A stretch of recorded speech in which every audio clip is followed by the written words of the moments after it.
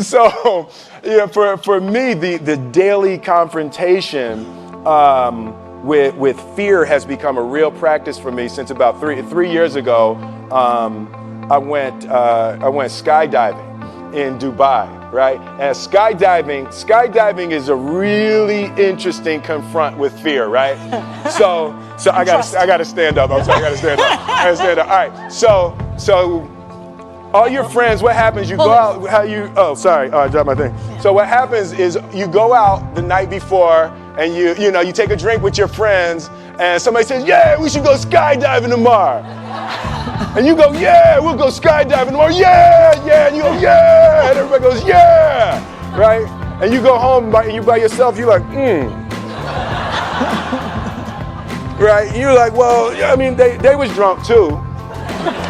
Right, so maybe they not, maybe, I mean, we don't have to go, we don't have to do it. So then that night you're laying in your bed and you just keep, and you're terrified, you keep imagining over and over again jumping out of an airplane and you can't figure out why you would do that, right? And you're laying there and you have the worst night's sleep of your life, but you still have the hope that your friends were drunk, right? So you wake up the next day and you go, down and you said where you were going to meet and everybody's there. You're like, oh, shit.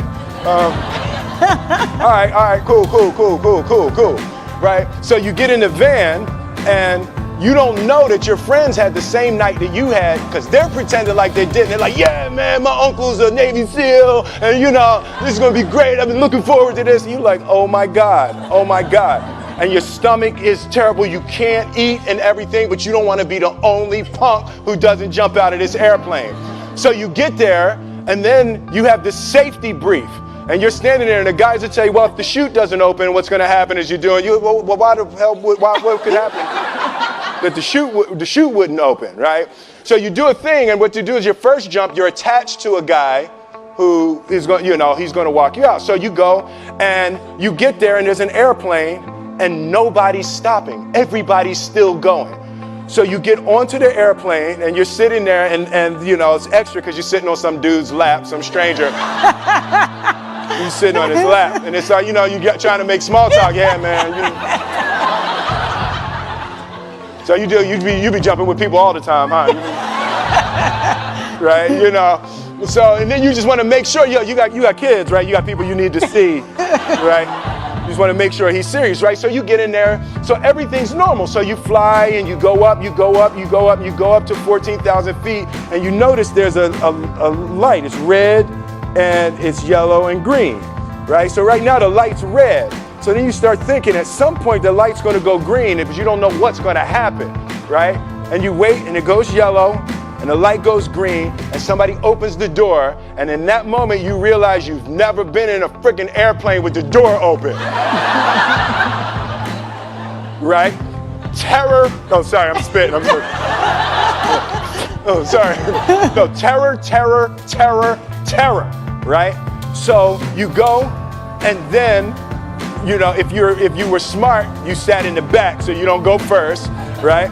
And then people start going out of the airplane.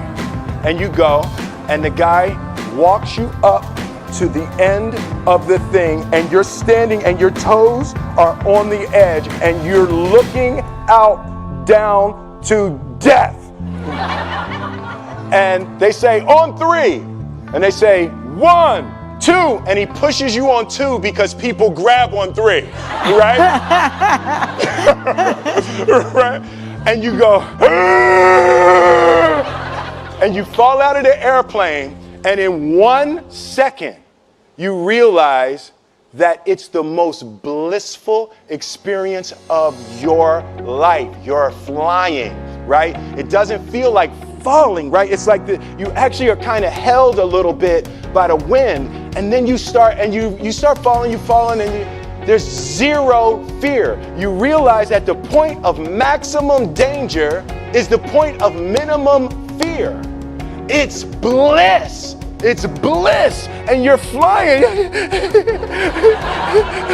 Right? And you're doing that. And then 20 seconds, 25 seconds, 40 seconds. And you have enough time to just kind of be like, oh, shit, that's that building. That's not like that one. Oh, you can see the ocean. right? You start doing all of that. And the lesson for me was, why were you scared in your bed the night before? What do you need that fear for? Just don't go. Why are you scared in your bed 16 hours before you jump? Why are you scared in the car? Why could you not enjoy breakfast? What did you need that? The fear is fear of what? You're nowhere even near the airplane. Everything up to the stepping out, there's actually no reason to be scared. It only just ruins your day. You don't have to jump. And then in that moment, all of a sudden, where you should be terrified is the most blissful experience of your life. And God placed the best things in life on the other side of terror. On the other side of your maximum fear are all of the best things in life. You know? So that was sorry. So that was, Oh, it was good. That was my experience with skydiving and fear. All right.